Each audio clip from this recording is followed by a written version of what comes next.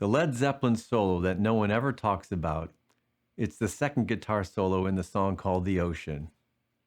Hi, I'm Carl Baldessar, and apart from being a composer and musicologist, I've been studying Led Zeppelin for over 50 years. And today I want to shine a little light on an often overlooked guitar solo in The Ocean. It's the second guitar solo of the song, and it is absolutely beautifully constructed, so well executed, and it's just swing-a-licious. So let's have a look. So before I get into breaking down the guitar solo, I want to just talk very briefly about the rhythm guitar that's going on underneath this guitar solo. And it's really cool, and if you've got the ability with your stereo or your sound system at home to actually have the ability to split the pan left and right, what's really cool about this is that if you pan everything to the left and just hear what's coming out of the left speaker, you'll just hear the rhythm track.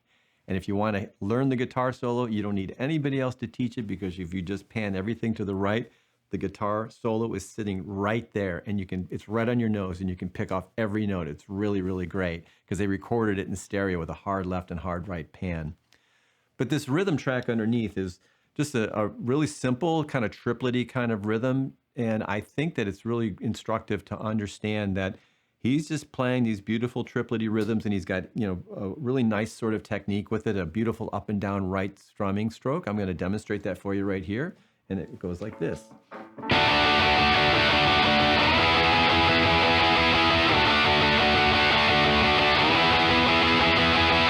And on the live version, he moves it up.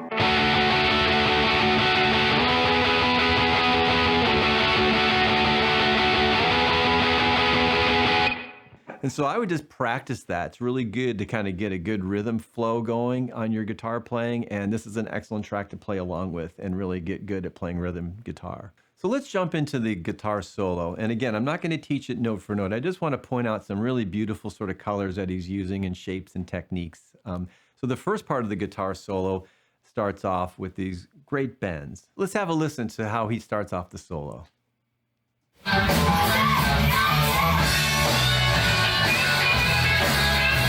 So the solo opens, and really the whole solo is kind of constructed around these sort of bendy, these chords that he's using. It's a D chord here, but he starts off this first opening phrase with a rake expression technique on the downbeat, and then he starts the solo on the second beat. So it's something like this.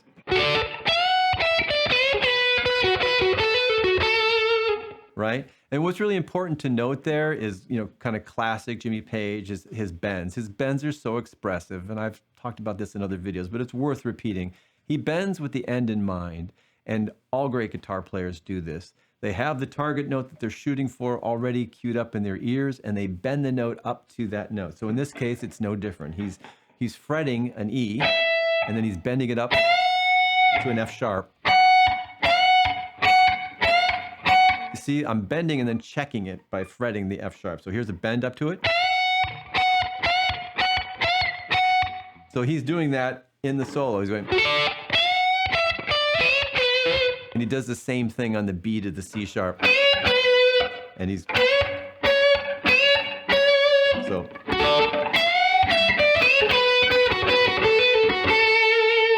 got that lovely little bending. These are happy bends. They're whole step bends, so they're very bright sounding. Let's take a look at what he's doing in the next part of the solo.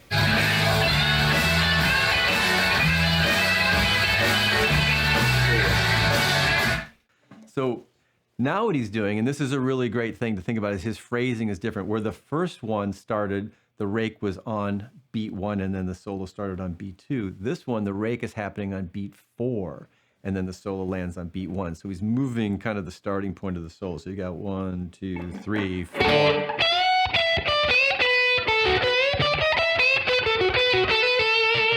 So he's changing the phrasing, and that really keeps things kind of lively. But what's really cool on this bend is kind of the classic Jimmy Page sound, this chromatic up. It's all over his playing. He does it in...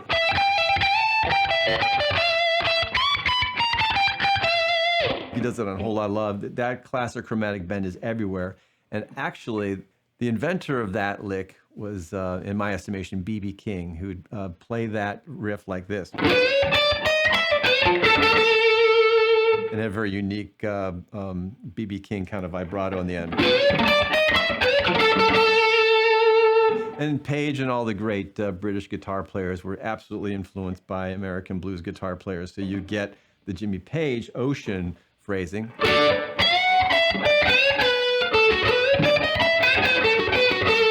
He just adds more of a flourish on the end. You also have those whole step bends in here. So you've got the where he's taking a B, pushing it to C sharp, but the key to this bend is that he's connecting it to the chromatic line. So pushing it up to D. So B, C sharp, D, and then walking that D up chromatically.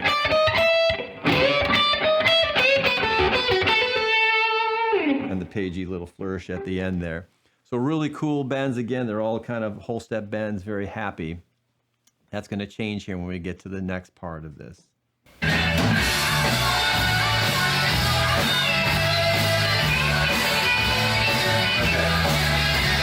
Right.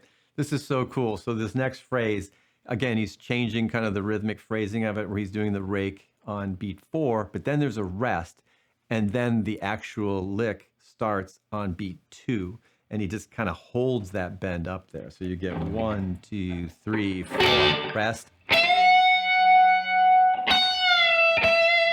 And what's cool about that, when you go 1, 2, 3, 4, rest, 1, 2, 3, 4, 1. He brings it down a whole bar later on beat 2. So, and you hear those bends at the end, 2 different types of bends. You have a major bend, a whole step, and you have a partial kind of sad bend. So he's not going all the way up. He's kind of bending to a C, not a C sharp. So the first one is to C sharp.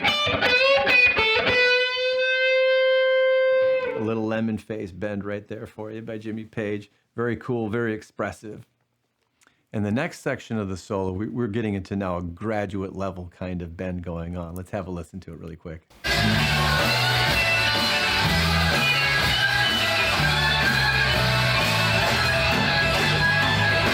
So on that one, he's moving up a whole step on this thing, but just check out the way he's doing. He's going. So 2 whole step bends. That's E to F sharp, and then that's F sharp up to G sharp. And then we get to this amazing bend here, which is he's bending from a G up to an A. And when he's coming down just a half a step and holding it there. He's going to G sharp. So that's crazy. He's not going. He's going.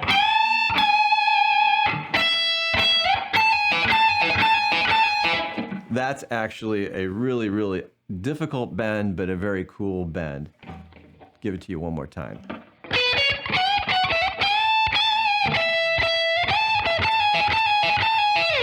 And he adds that flourish, that kind of major triad flourish, which is a classic one, where he's doing kind of a sus kind of sound and then kind of pulling it down to a major triad. So he's got the 4, 3, 1, and he does that a lot. You get a lot of that from him with these major to minor fields.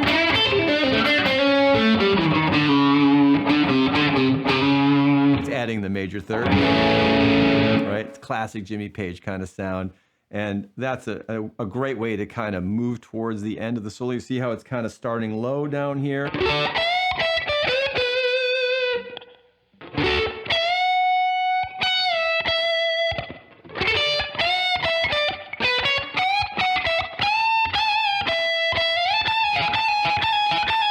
To see the composition, the structure of that's so beautiful. It's moving up, adding intensity and adding excitement as he's going all the way up. And then it's kind of lead us to really the most excellent part of this guitar solo. But before we talk about that final statement on the guitar solo, I want to point out really beautiful sort of compositional construction that he's got going on in these little descending fills in between the solo parts. Let's have a listen to it.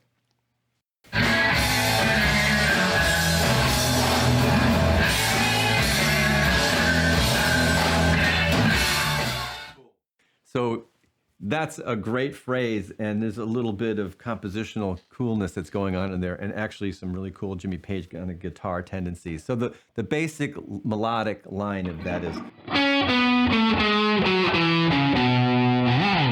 right, and he repeats that, and then he adds a harmony guitar to that, which is, and he's a beautiful harmonist, and he really writes these beautiful, kind of intervallic sort of writing. And what I want to point out about these particular melodies when they come together in harmonic intervals, that they wind up pointing to a real tendency of Jimmy Page, which is the intervals of a sixth, both major and minor. So when I put those two together, he doesn't play them together. He plays them separately, and he overdubs them so you get the harmony together. But I'll put the notes together so you can see what I'm talking about. So when I put those two lines together, I get this. I get these intervals.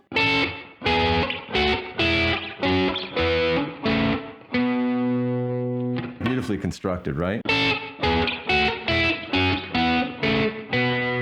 What do we have going on there?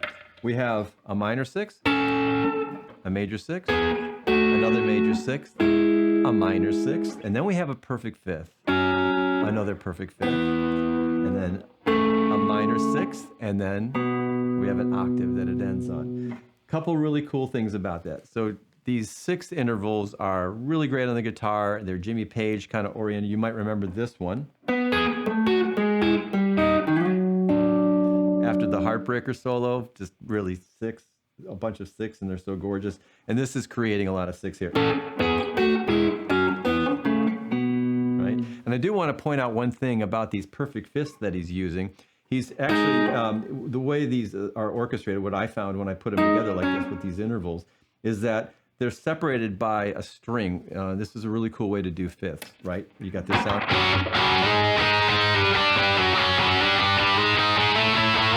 I could do that in a typical kind of perfect fifth sort of fingering here.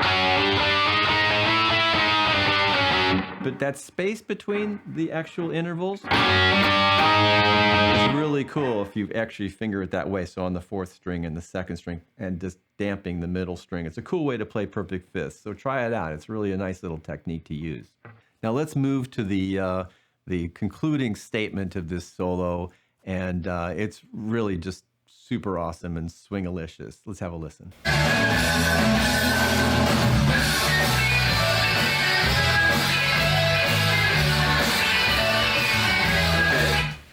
That is absolutely the punchline of this story. And this is really what I wanted to get to in this solo. It's an amazing sort of swingy sounding solo. It's not very dyslexic friendly for those of us that are dyslexic, because there's a lot of going up but actually going down at the same time. But he's got this beautiful kind of major third figure.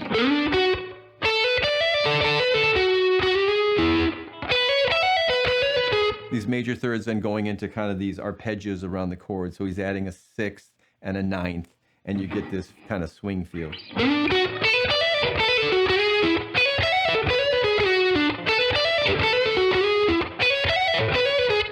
And what's crazy about that is kind of this backwards, forwards kind of motion. So you got hammer up, and then you got to go back and hammer up. So it's, and you're going down while you're hammering up, which is really kind of a brain twister. It takes a while to get it. And then you got to go backwards there, going backwards at the same time you're going up.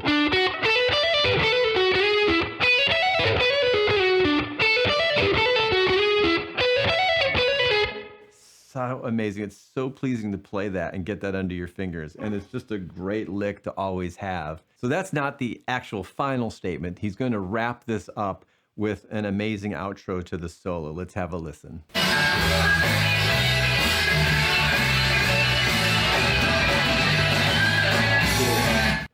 So what we have there is, this is really brilliant writing. So remember I was telling you about the rhythm chords at the beginning, and what's being played underneath it are these wonderful little triplety rhythms.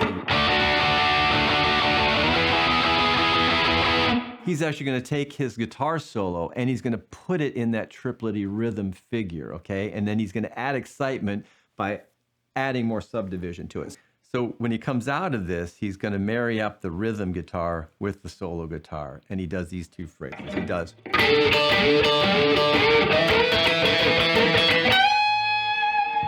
So it's got everything in it. It's connecting, uniting up with the rhythm track.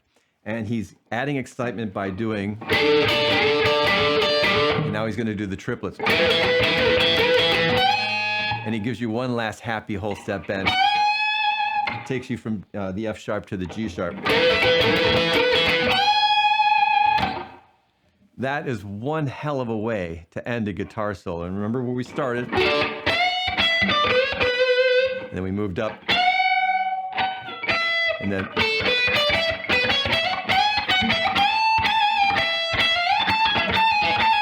and we go through the swing thing and we come out of it just blazing.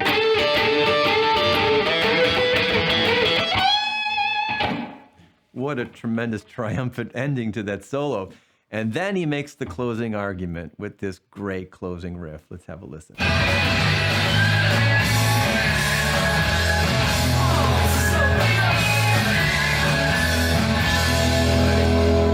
So there's a lot of guitar army going on in there, but when you listen to the live version, you can hear the particular lick that he chooses to play is the fundamental riff of that part. And this could be one of those overlooked riffs because it's so amazing. He's playing these little sus chords, but he's doing them with open strings. The basic turnaround progression at the end is...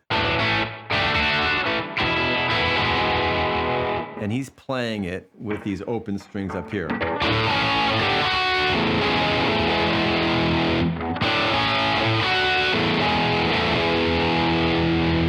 It's just sick, powerful, man. When you play that on stage, when it's loud, that open A with the fretted fourth going to the third, and you repeat it again on the D string, and you go down to the E string.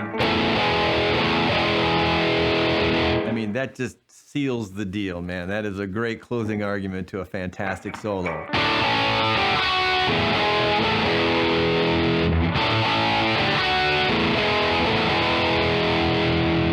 And I think the best part about it is that Robert Plant is singing it over the top of that. He's going, oh, so good.